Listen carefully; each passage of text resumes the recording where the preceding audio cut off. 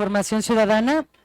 Y bueno, en esta sesión de las 12 tenemos el tema de las prácticas restaurativas para fomentar cultura de paz, una experiencia. Esta experiencia que nos trae el doctor Carlos Antonio Enciso Calderón, quien tiene 27 años en el sistema educativo, ha impartido clases en los niveles educativos desde preescolar hasta maestría y es especialista en proyectos de formación docente. Es supervisor de secundarias técnicas en la zona 9 y tiene, bueno, bastante experiencia aquí en los temas educativos. Sin más, los dejo con el maestro Carlos Antonio Enciso Calderón. Un aplauso para recibirlo.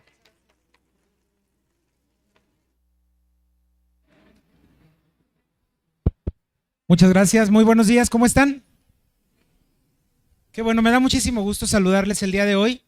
Como bien lo comentaba mi compañera Erika, estaremos trabajando sobre algunas ideas que tienen que ver con las prácticas restaurativas para fomentar cultura de paz.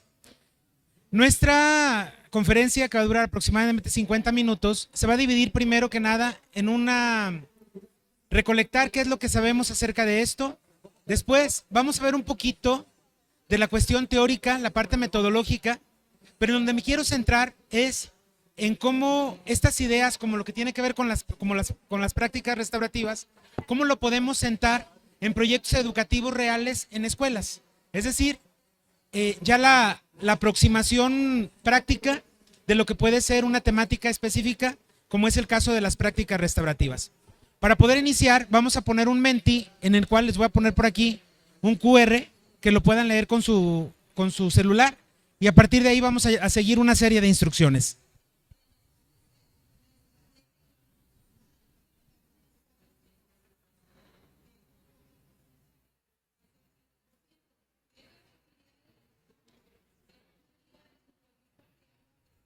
Muy bien, aquí tenemos el QR, si me hacen favor de leerlo, por favor.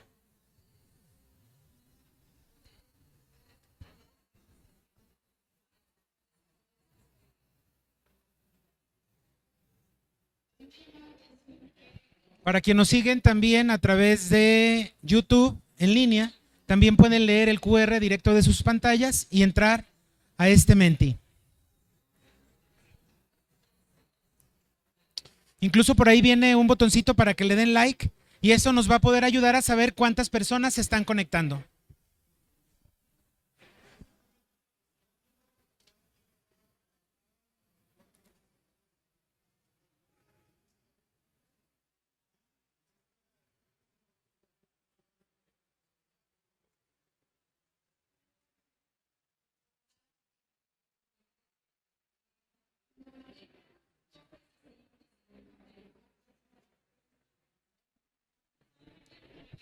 Muy bien, ahorita le paso el código QR, permítame. ¿Alguien más faltó de tener el código QR?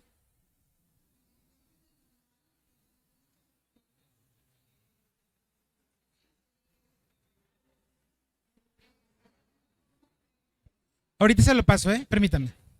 Bien, vamos a pensar qué es lo que conozco acerca de este tema, qué es lo que he escuchado acerca de las prácticas restaurativas, a qué me suena, de qué creo que se trate. Y entonces nos va a aparecer una opción para poder poner 3 palabras, ideas chiquititas, porque con eso vamos a formar una nube de palabras en línea.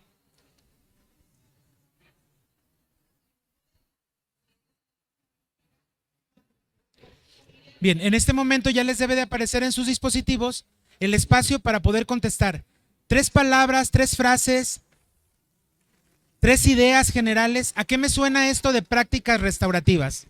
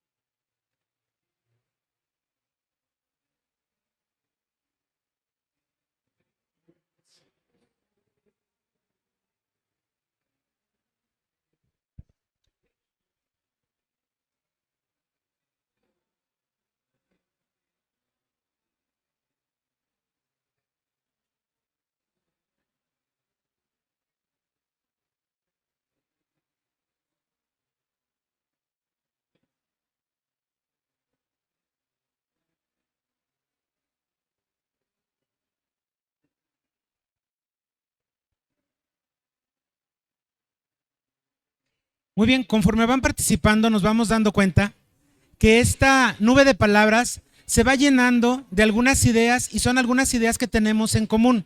Por ejemplo, vemos que respeto, convivencia, tolerancia, valores, empatía, armonía, son las frases que más se utilizan en esto que tiene que ver con la cultura, las prácticas restaurativas para poder fomentar una cultura de paz.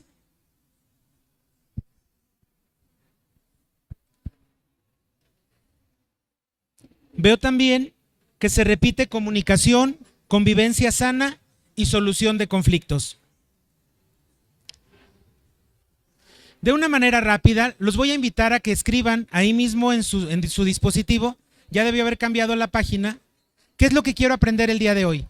De manera chiquitita, nos va a aparecer por ahí para escribir un párrafo, ¿qué quiero aprender el día de hoy?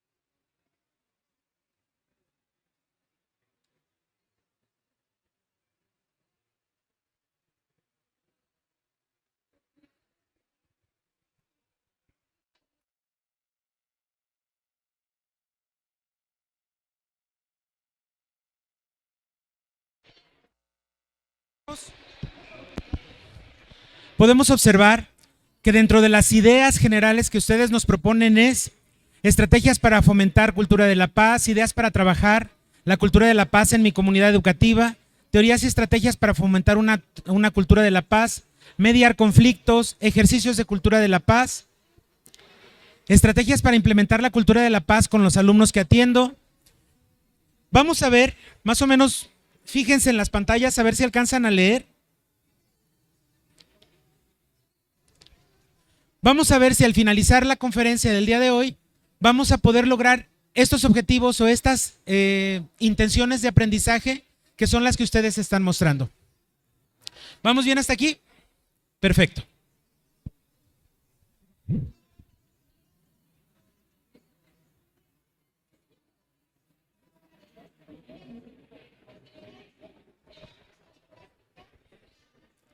Vamos a iniciar nuestros trabajos definiendo lo que es la justicia restaurativa en educación. Aquí podríamos hacer todo un foro donde podríamos dividir epistemológicamente cada una de estas frases, cada una de estas palabras, para poder determinar qué es justicia restaurativa. Sin embargo, el día de hoy quiero proponerles una definición.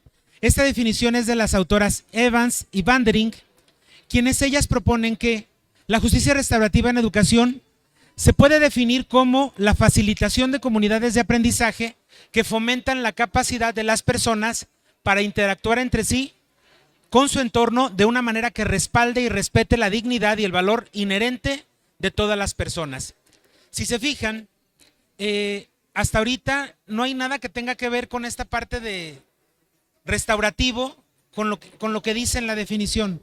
Sin embargo, no quisiera que por favor olvidaran dos partes fundamentales de esta definición. Lo que dice que es facilitación de de comunidades de aprendizaje y que se respalde y respete la dignidad y el valor inherentes de todas las personas.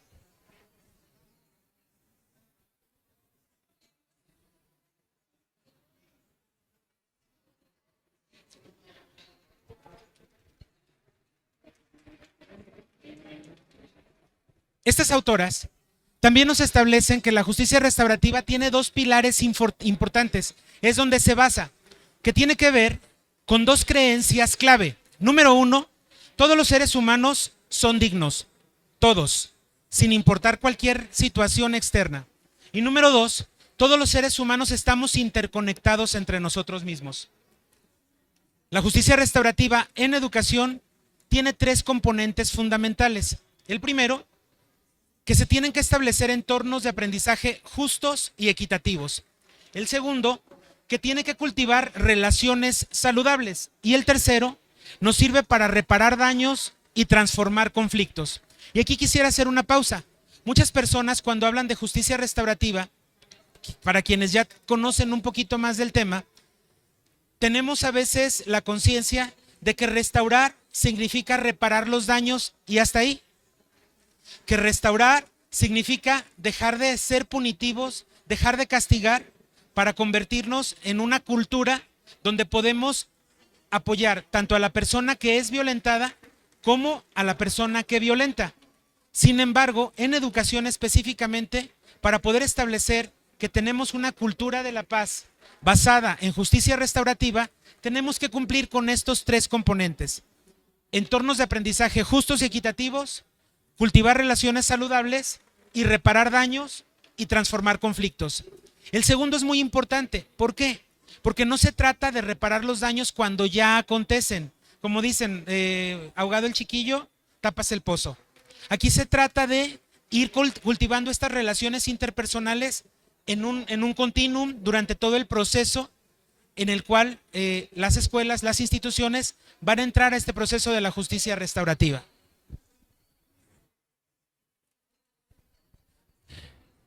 Para poder hablar de la justicia restaurativa, no podemos hacerlo sin tomar en cuenta la ventana de la disciplina social que está propuesta por el autor Bachtel, donde nos propone lo siguiente. Tenemos dos áreas o dos ejes en los cuales podemos trabajar. El primero tiene que ver con el control, los límites o la disciplina. Y el segundo eje tiene que ver con el apoyo, la motivación, el animar a las personas. Entonces, cuando nosotros tenemos límites muy claros, muy establecidos, una disciplina fuerte, controladora, pero tenemos muy poco apoyo, no hay motivación hacia las personas, nosotros nos encontramos dentro del cuadrante que podríamos decir de lo punitivo. Y lo punitivo tiene que ver con estas características de ser autoritarios, estigmatizadores, donde el poder lo utilizamos contra las personas. Y generalmente, sobre todo en las instituciones, estamos acostumbrados a que nuestros sistemas de control generalmente son así, son punitivos. Reglas muy duras, sin importarnos qué es lo que pasa por las personas. Sin embargo, cuando nosotros nos vamos a que no existan tantas reglas y entonces empezamos a soltar el límite, pero tampoco los motivamos ni los apoyamos, nos convertimos o estamos dentro del cuadrante de lo negligente, de la disciplina negligente, donde nos convertimos en seres indiferentes, pasivos, y donde el poder se da sin las personas. En la típica de dos chiquillos están peleando en el receso y entonces el maestro puede decir, no es mi problema, a mí no me toca, que se maten si quieren. Cuando nosotros tenemos mucho apoyo a los estudiantes, a nuestros alumnos, a nuestros compañeros, pero no tenemos control y límites claros, entonces nosotros navegamos por el cuadrante de lo permisivo y nos convertimos en personas protectoras, paternalistas. Sin embargo, utilizamos el poder para las personas. No te preocupes, no pasa nada. ¿Sí? Y se la perdonamos, se la fiamos, decimos. La idea es poder transitar hacia un esquema donde nosotros tengamos límites muy claros y muy firmes, pero al mismo tiempo también tengamos espacios para motivar y apoyar a nuestros estudiantes.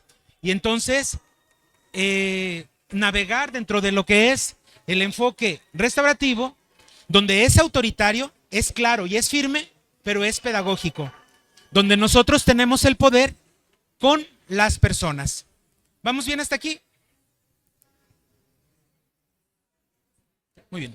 Algunas prácticas restaurativas de las que pudiéramos hablar. Existen prácticas informales y prácticas formales. Pudieran ser la escucha, simple y sencillamente el escuchar de manera activa a nuestros estudiantes, a nuestros compañeros. Declaraciones afectivas, preguntas afectivas, pequeñas reuniones espontáneas, círculos restaurativos y reuniones restaurativas.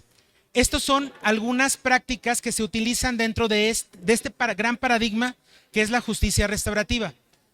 Y cuando estaba haciendo esta presentación, bueno, yo quería hablar de muchas cosas, pero por el tiempo no nos da. Entonces yo decía, no me gustaría que se vayan sin saber qué es cada una de estas. Sin embargo, son experiencias que se deben de vivir, no nada más son platicadas. Pero quiero compartirles, por ejemplo, algunas ideas sobre, por ejemplo, las declaraciones afectivas. Las declaraciones afectivas, cuando sucede algún problema, no sé, algún estudiante que le rompe la mochila a un compañero. ¿Por qué? Porque se estaba llevando con él o porque simple y sencillamente así lo decidió. Y entonces generalmente lo que hacemos es poner el grito en el cielo, ¿verdad? ¿Por qué lo hiciste? Y empezamos a decir, es que este chiquillo es un desmadroso, es que esta persona no cumple los límites, y empezamos a juzgar a la persona. Cuando nosotros hablamos de las declaraciones afectivas, utilizamos un esquema bien fácil. Primero que nada, analizamos cuál es la situación. La situación, no la persona. La conducta, no la persona. La acción, no la persona.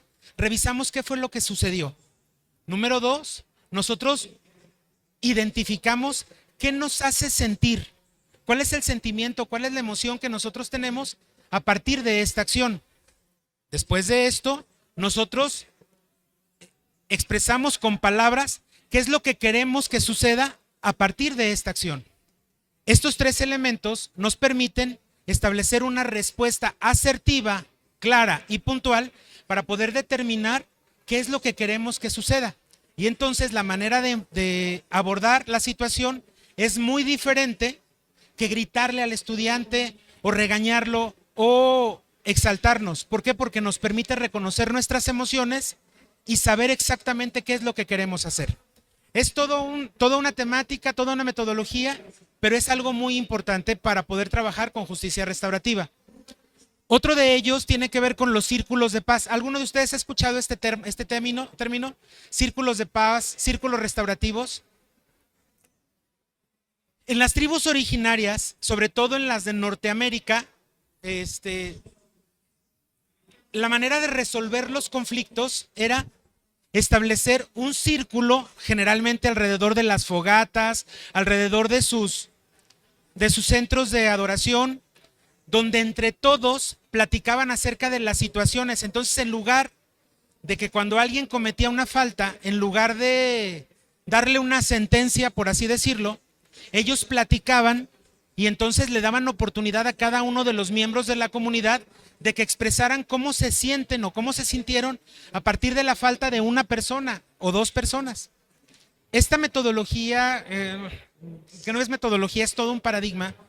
Kay Pranis, una autora buenísima, empezó a trabajarla y empezó a transformar, a occidentalizarla, a trabajarla con nuestras necesidades. Y entonces es algo súper bonito porque, por ejemplo, cuando tenemos un conflicto, podemos tener un círculo donde al centro establecemos cuáles son nuestros valores, los valores en los cuales nosotros podemos participar, y a través de un objeto de la voz, que es algo que permite que solamente la persona que tiene ese objeto pueda ir hablando, un guardián del círculo se encarga de ir dándole la oportunidad a cada una de las personas para que se exprese. Y entonces hay círculos informativos, círculos de paz, círculos restaurativos. Una compañerita que va a participar en la conferencia de la 1 de la tarde va a hablarles un poquito más acerca de este tema. Este tipo de herramientas nos ayudan a poder resolver problemáticas, resolver conflictos de una manera distinta, porque se resuelven en comunidad. ¿Vamos bien hasta aquí? Bien. Esta primera parte es la parte que tiene que ver con como la metodología, la teoría en general. ¿Cómo lo vivimos y por qué para mí es importante? Si se fijaron, el tema del día de hoy es prácticas restaurativas en educación, una experiencia. ¿Por qué? Porque esto es lo que yo en aquel momento como director de secundaria técnica, ahora como supervisor de secundaria técnica, he vivido a través de lo que tiene que ver con la justicia restaurativa. Y les puedo hablar de 3 momentos específicos. Número 1, el proyecto hacia una cultura escolar restaurativa en la Escuela Secundaria Técnica 32 de Tecalitlán, donde fui director durante los últimos casi 8 años.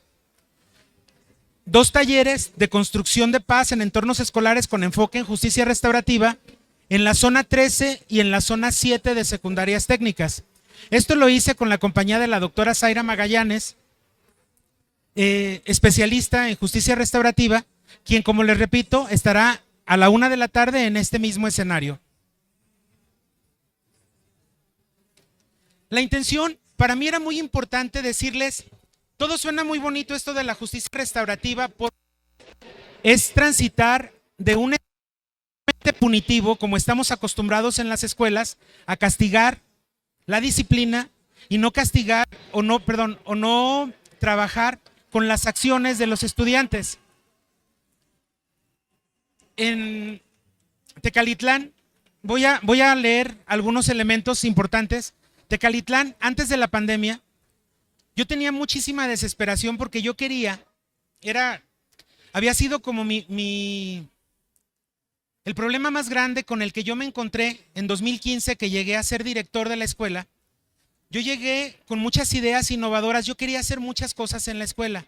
Y mi barrera más grande, la barrera que yo me encontré, es que tenía muchos compañeros que habían fundado la escuela, que tenían más de 30 años trabajando, y ellos seguían pensando que para la escuela lo mejor era una educación casi militarizada, donde los estudiantes, si llevaban el uniforme de gala, tenían que ir forzosamente con tenis negros, y que si el pelo tenía que estar cortado de cierta manera, y que si les rebajaban un poquito más, eso ya me decían, es que Carlos, tú allá en Guadalajara a lo mejor esto es normal, pero aquí esto es cholo.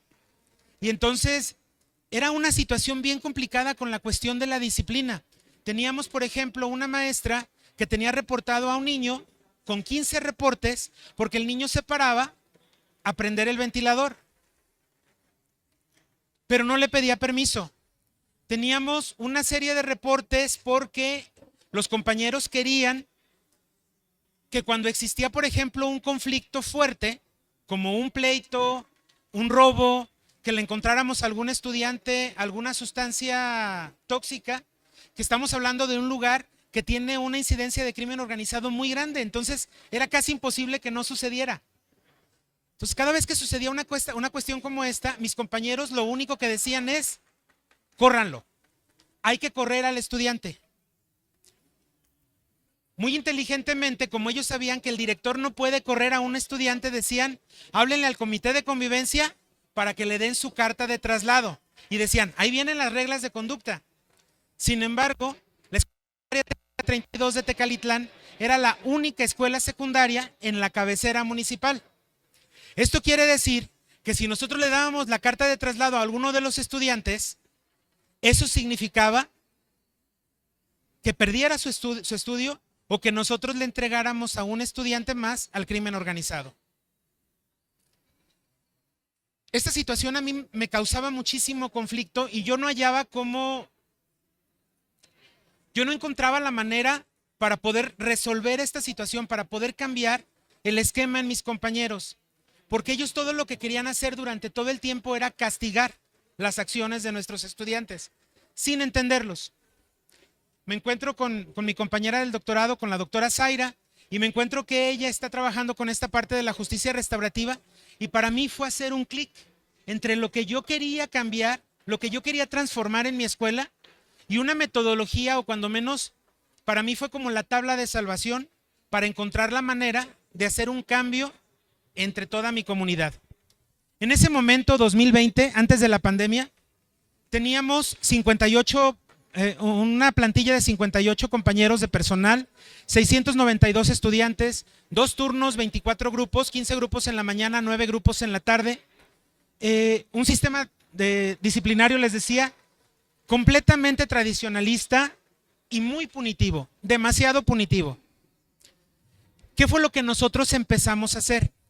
Nosotros nos propusimos darle a conocer a nuestros compañeros a través de un equipo restaurativo, es decir, las personas que nos encargábamos de la parte disciplinar, director, subdirector, coordinadores, prefectura y trabajo social, nos encargamos de hacer un primer acercamiento para hacer un equipo restaurativo, que entre nosotros pudiéramos de alguna manera hacerles entender que había otras maneras de solucionar los conflictos. Y entonces se emocionaron. Nuestros compañeros se emocionaron, les gustó la idea y entonces pues nosotros empezamos a proponer o a pensar en un proyecto a futuro. Y entonces propusimos hacer talleres con todo el personal y después talleres con los padres de familia y después talleres con los estudiantes, porque teníamos una oportunidad histórica. En Tecalitlán hay aproximadamente 10 escuelas primarias, hay una sola secundaria y hay 2 preparatorias. Quiere decir que la escuela se convertía en una especie de filtro que me podía dar la oportunidad de que si nosotros podíamos cambiar el esquema de las personas, de los estudiantes, de todos los involucrados, de toda la comunidad escolar, si podíamos cambiar ese esquema, podíamos hacer realmente un cambio social. Porque aparte es un lugar donde en aquel tiempo la situación del crimen organizado era demasiado complicada, demasiado compleja. Entonces, arrancamos primero con los compañeros. Cuando los compañeros los pusimos a vivir la experiencia de los círculos de paz, dividimos, hicimos ahí algunas adecuaciones, solicitamos permiso para suspender clases 2 días y entonces hicimos círculos de paz con la mitad de los compañeros. Cuando ellos vieron de qué se trataba y vieron que el expresar sus emociones y el crecer en comunidad era algo que a lo mejor no estaban acostumbrados o que no habían vivido de manera continua, se empezaron a emocionar. Una vez que vimos la parte vivencial, empezamos con la parte metodológica y entonces se empezaron a apropiar de esto. Los profes ya los teníamos convencidos porque participaron todos los maestros, personal de apoyo, intendencia, todo el personal con lo que tenía que ver con la justicia restaurativa. Esto lo hicimos a principios de marzo. Así que nos llega el 10 y tantos de marzo, nos vamos de fin de semana y no regresamos a la escuela. Entonces, ¿qué sucedió? Nos agarra la pandemia justamente en un proceso de transformación de la escuela. Y entonces nuestros compañeros nos decían, es que queremos seguir trabajando con los círculos de paz, queremos seguir aprendiendo. Y a partir de ahí surgió otra necesidad, otra problemática. Nuestros compañeros, yo mismo, estábamos viviendo el estar solos, la soledad, estábamos viviendo el encierro, estábamos viviendo posiblemente la pérdida de algunos compañeros. Y entonces empezamos a utilizar los círculos de paz como una herramienta de contención. Y los compañeros nos empezaron a pedir sesiones de los círculos de paz y las hacíamos a través de videoconferencias donde nosotros podíamos ayudarnos entre nosotros mismos a crecer, de nuevo, a crecer en comunidad. En ese momento, honestamente, nosotros ya no nos preocupamos por cambiar la situación en los estudiantes. Lo que queríamos era contener la parte emocional de cada una de las personas que compartíamos esta situación de trabajo. Pasamos a la pospandemia, regresamos a las escuelas y sobre todo en secundarias se dio un fenómeno muy, muy complejo que tuvo que ver con los procesos inconclusos y entonces nuestro personal cambió. De repente 10, 15, 20 compañeros se cambiaron de centro de trabajo y empezamos a trabajar con más personas. Para cuando nosotros regresamos a la virtualidad, en lugar de 58, nosotros ya éramos 72 personas. Entonces, había que volver a comenzar a trabajar con la justicia restaurativa. Como ya no nos alcanzaba el tiempo y nosotros queríamos hacer un cambio, queríamos hacer esta modificación, nosotros empezamos a conformar nuevamente un equipo restaurativo. De nuevo, con directivos, prefectos, trabajo social, coordinadores, de tal manera que las personas que nos íbamos a encargar de la disciplina teníamos que cambiar la manera en cómo atendíamos y cómo resolvíamos los conflictos. Empezamos a hacer las reuniones de seguimiento y establecimos, ahí me comí las palabras, establecimos nuevas maneras de darle atención. Antes, por ejemplo, teníamos reportes, como los mentados 15 reportes del chiquillo que apagaba el ventilador. Y ahora eso lo cambiamos por informes. Cuando algún estudiante cometía una falta, platicábamos con ellos para poder entender la razón.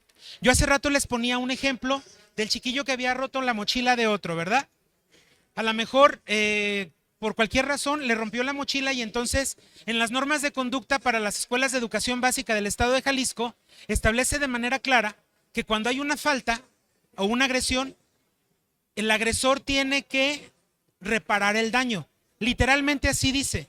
Y entonces podemos decir, está bien, la persona que rompe la mochila dice, ahí te va y te la pago completa, o ahí te va una mochila nueva. ¿Vamos bien? Sin embargo, muchas veces cuando nos quedamos únicamente con esa idea, nos damos cuenta que la reparación del daño únicamente es en la parte física. Sin embargo, no logramos entender qué es lo que sintió la persona a la que le rompieron la mochila, o por qué la persona que rompió la mochila lo hizo. Cuando nosotros empezamos a cambiar este paradigma y empezamos a hacer reuniones restaurativas, donde empezamos a hacer mediaciones y empezamos a platicar, de repente el agresor decía, pues es que ¿sabes qué? Ese día me puso una tranquiza a mi papá en la mañana y yo no estaba buscando quién me la hizo, sino quién me la pagara. Y pues discúlpame, la verdad, porque el otro chiquillo decía, es que ¿por qué me lo hiciste? Si somos amigos, ¿por qué me rompiste mi mochila? ¿Por qué me lastimaste? Y entonces cuando la otra persona le da una respuesta, ¿es justificante? No, pero es un atenuante para poder entender las razones. Cuando nosotros regresamos de pandemia, nos dimos cuenta que ya no le podíamos seguir exigiendo al niño que trajera unos tenis color negro o unos zapatos color negro con el uniforme, porque los chiquillos no tenían qué comer después de pandemia. Y no podíamos obligarlos a que trajeran cierto tipo de zapatos, cierto tipo de calzado, porque no había otra razón. No podíamos seguir peleándonos con los estudiantes porque no entregaban la tarea, cuando nos dimos cuenta en las visitas a sus casas que los chiquillos ni siquiera tenían una mesa donde comer. No tenían libros, no tenían lo mínimo indispensable. Entonces, esto de nuevo no es una justificación, no es decir, ay, pobrecitos, no es pasarnos a este espectro paternalista, es comprender al otro y entonces a partir de la empatía poder crecer con el otro. ¿Vamos bien hasta aquí?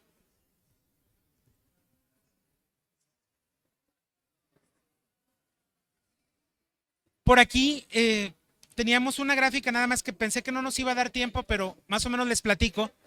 Originalmente, antes de que empezáramos con estas ideas de las prácticas restaurativas, nosotros teníamos una incidencia de reportes,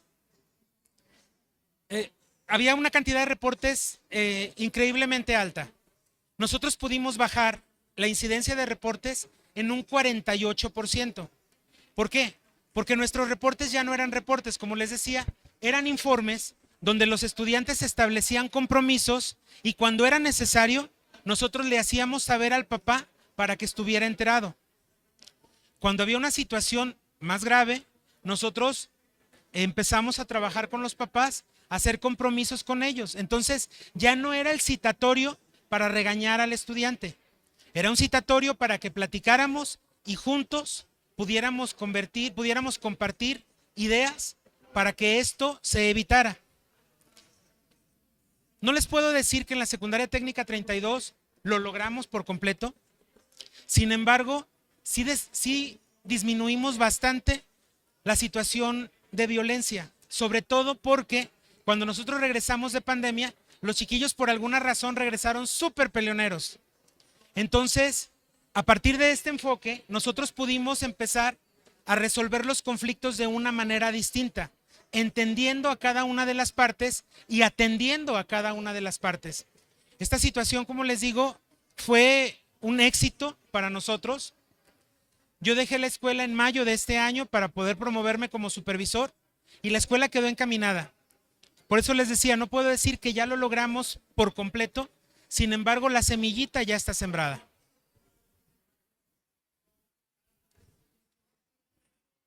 En otro sentido, a mí esto me emociona y me apasiona. Entonces, ante la necesidad de muchas escuelas, porque muchas escuelas vivimos situaciones similares, llevamos estos talleres con directivos de la zona 13 y de la zona 7, donde fui supervisor originalmente, y a través de los círculos de paz, mis compañeros vivieron experiencias que les permitieron ver que muchas veces, como directivos, en las escuelas que tienen estructuras jerárquicas que fueron diseñadas específicamente para esto, a veces somos tan cuadrados en nuestras estructuras, en nuestras escuelas, que nos cuesta muchísimo trabajo como poder doblarnos tantito, abrirnos un poquito, flexibilizarnos tantito, porque sentimos que perdemos el control. Entonces, la verdad es que con mis compañeros fueron aproximadamente 20 y tantos directivos que representaban 17 escuelas, los cuales ya tienen también una semillita para empezar a buscar este tipo de alternativas y resolver conflictos de una manera distinta. La intención es, ahora que estoy en la costa sur, en la zona 9 de secundarias técnicas, llevar esto a mis directivos y poderlo bajar a cada una de las escuelas y establecer proyectos de cultura restaurativa con los estudiantes, con los profesores y con las comunidades. Alguien me decía, es que se los estás imponiendo. Le digo, esa es mi idea. Cuando ellos vayan viendo si les interesa, si les sirve o no les sirve, entonces vamos a poder ir logrando mejoras en cada una de estas escuelas, en cada uno de estos espacios.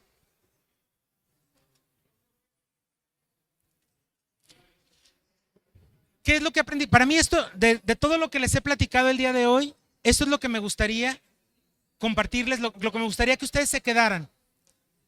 Como una autoridad educativa, ¿qué es lo que he aprendido de utilizar este enfoque, esta metodología? Número 1, se puede, es posible, cuesta trabajo, sin embargo es posible transitar de sistemas de disciplina punitivos a restaurativos. Cambiar el enfoque, dejar de castigar para poder entender y poder resolver. Atender tanto a las personas que generan violencia como a aquellas que son violentadas. Atender a aquellas personas que cometen una falta como a las personas a las cuales se les cometió la falta. Mejorar las relaciones humanas entre pares. Modificar la manera en que vemos las estructuras jerárquicas con las que hemos vivido en las escuelas. ¿Por qué? Yo lo veo ahora porque no me ha servido nada más para la parte disciplinar. Ahora como supervisor, yo soy uno más de mis compañeros. Y entonces cuando tenemos capacitaciones, cuando tenemos trabajo, lo que hacemos es hacerlo de una manera horizontal. Mis compañeros, de repente mis compañeros maestros, los que están frente a grupo, son los que nos ayudan a dar las capacitaciones y los directivos nos sentamos como un miembro más de la comunidad para entre todos crecer. Porque si crecemos, no crecemos únicamente uno o una escuela, crecemos como comunidad. Y yo les recuerdo que ese es el objetivo de Recrea, tener comunidades de aprendizaje en y para la vida. Disminuir los niveles de violencia escolar y observar los conflictos como una oportunidad de crecimiento. Generalmente estamos acostumbrados a que si hay un conflicto, lo vemos específicamente como eso, como un problema, cuando un conflicto podría ayudarnos a mejorar en un futuro. Y la última idea en general tiene que ver con mejorar la comunicación efectiva al interior de las escuelas, pero también en la vinculación que tenemos con otros miembros de la comunidad. Estas son algunas referencias y lecturas recomendadas. Por ahí esta presentación estará colgada por ahí en la página de Recrea. Y para mayor información, a mí me pueden contactar en carlos.enciso@jaliscoedu.mx y a la doctora Zaira Azul Magallanes, ella tiene una… Zaira, si te puedes poner de pie tantito, por favor. Ella es la doctora Zaira Magallanes. Ella tiene una asociación civil llamada Building Community, Construyendo Comunidad. A ella la pueden contactar a través de la asociación civil, pero también trabaja en el UNCADER, que es un centro de investigación de la DGETA. A ella la pueden solicitar a través de su autoridad, de su directora, ya si se comunican con ella a través de su correo electrónico, la pueden contactar para solicitar para que vaya a sus centros de trabajo y puedan establecer proyectos de justicia restaurativa. Y un comercial más. Cada quien trabaja de manera distinta, pero hay que poner como las opciones. El Instituto de Justicia Alternativa en Jalisco acaba de establecer programas también de justicia restaurativa y tienen cursos y certificaciones que de repente, a mí eso de las certificaciones me cuesta trabajo porque otra vez es como regresar a la estructura jerárquica. Sin embargo, si lo podemos aprender y lo podemos aplicar, qué bueno. Ellos también trabajan con algunos cursos acerca de justicia restaurativa. Y si a alguien le interesa, pues adelante, ahí están las opciones. Me gustaría que antes de despedirnos, pudiéramos platicar y pudiéramos cerrar qué es lo que me llevo el día de hoy. A partir de lo que platicamos, ¿qué les pareció? ¿Qué les gustó? ¿Qué pudieran ustedes aprovechar en sus escuelas? Y con esto vamos a tener un Padlet. El Padlet únicamente tiene un signo de más, le ponen ahí en el signo de más y ya pueden escribir ustedes por ahí.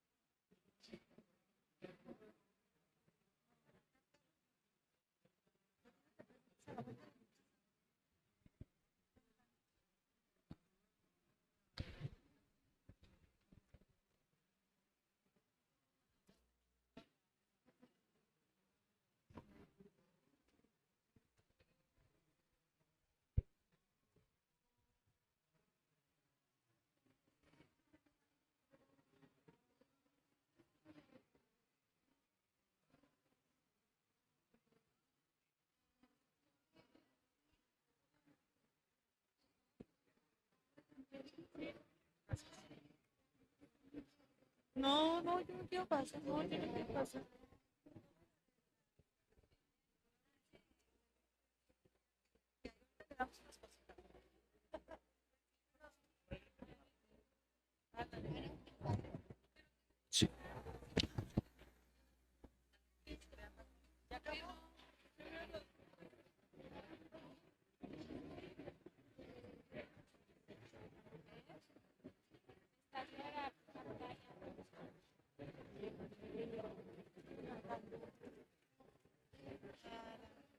Ya aquí las apoyo, mira.